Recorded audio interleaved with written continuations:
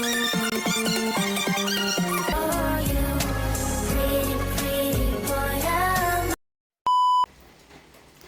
everyone, I'm Mama Siling and welcome back to my YouTube channel. So for today's video, isang bagong aula na naman ang pag-uusapan natin. So sa napakadaming ang bagong online loan ngayon 2026, ay hindi ka talaga mauubusan ng pwede mong subukan ng subukan.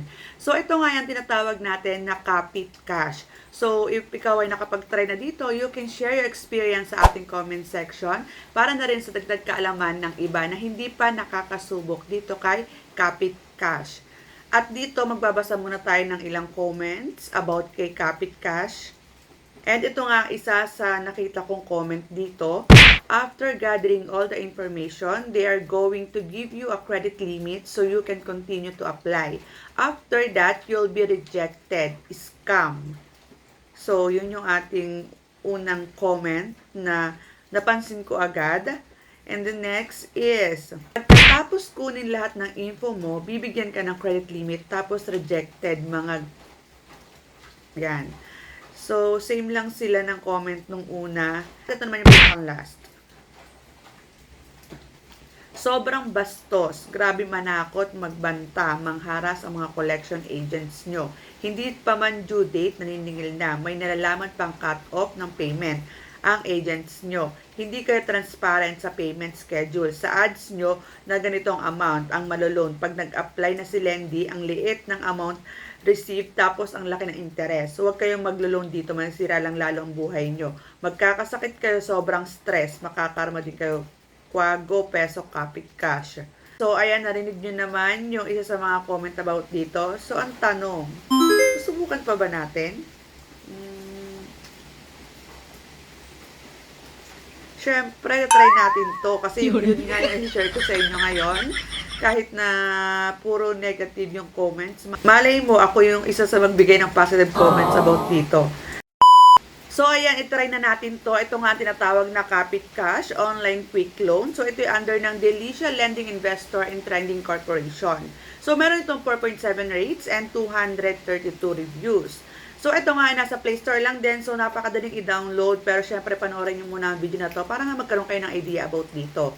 So, install na natin yan. After natin ma-install is makikita natin yung maximum loan amount up to 50,000 pesos. And then, syempre, dahil nga bago pa lang tayo dito, kailangan natin mag-register. So, i-input natin ang ating mobile number and then get code and then log in. So, after nyan is babalik tayo dito sa kanilang maximum loan amount na up to 50,000 pesos. So, click natin ang Apply Now. And then, dito sa Privacy Policy and Terms, i-click lang natin ang Go. At dito, kailangan natin ng ID verification. So, yung mga recommended ID nila is driving license, PRC, SS, passport, postal ID, and UMID ID. So, kung wala ka ng mga yan, meron silang other options. Ito ang TIN, Voter ID, National ID, Pag-ibig, Health Card. So, syempre, ang ating pipiliin dito is one of the recommended, ang ating UMID ID. And dito nga, nakalagay, congrats, pre-approved limit ready verified to claim now is 2,000 pesos. So, dun sa comment kanina, ito yung mga sinasabi nila na mag-o-offer sila ng credit limit sa'yo and then, syempre, mag-a-apply ka dito. At in the end is ma-reject ka rin or mai-scam. Yun ang sabi nila. Kukunin lang yung mga info mo. So, let's see kung ganun yung mangyayari sa atin.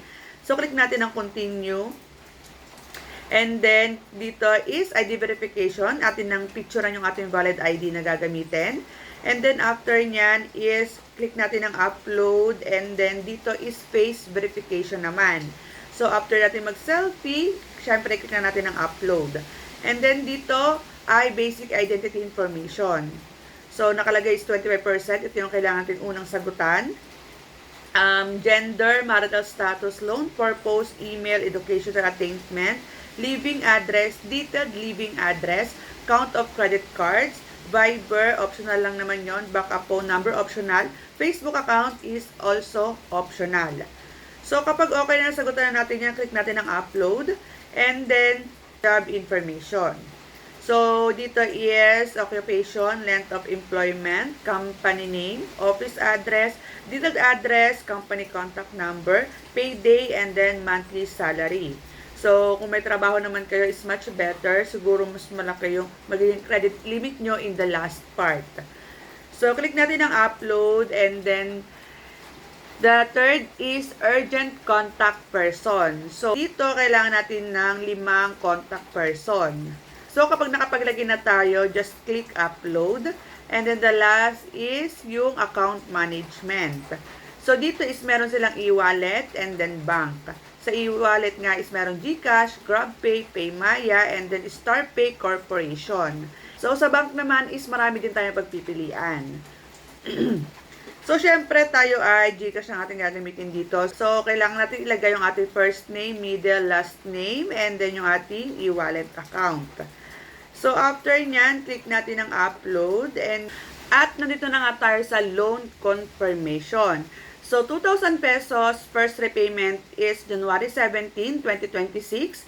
Loan term, 121 days. Installment, 2 periods. Pero, pwede mo itong gawin 3 periods kapag gusto mo. At yun nga ang gagawin natin. So, ang kanilang repayment schedule is January 17, kailangan bayaran yung 1,270. Yun ay sa ating first repayment. So, ngayon is January 12. So, 5 days lang kailangan mo nang bayaran yung first repayment. And then, the second repayment is January 24. So, 1,270 ulit. And dito, lumalabas naman na after 7 days. And then, the last period is May 12, 2026, kailangang bayaran naman is 20 pesos.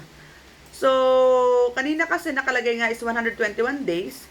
So, tama naman, pero yung kanilang hatian is hindi equal. Ayan, kitang-kita naman kasi dito. Siyempre, meron din silang service fee na 400 pesos. Nakalagay nga dito is advance service charge is 400 pesos. So, ma-receive na lang natin ay 1,600. Ayan ha, ang laki ng kaltas, ang laki ng interest, itutuloy mo pa ba? Yun ang ating question. And kapag nga tinuloy mo yan, ay mabilis mag-approve ang Kapit Cash. Pero reminder, grabe kung mangharas, ito kahit di mo pa due date. Sabi ng isang sumubok na dito. Siyempre, nasa inyo pa rin kung gusto nyo itong subukan. Basta sinasabi ko, ito ay 12 days lang yung kanyang pinaka-repayment, hindi 121 days.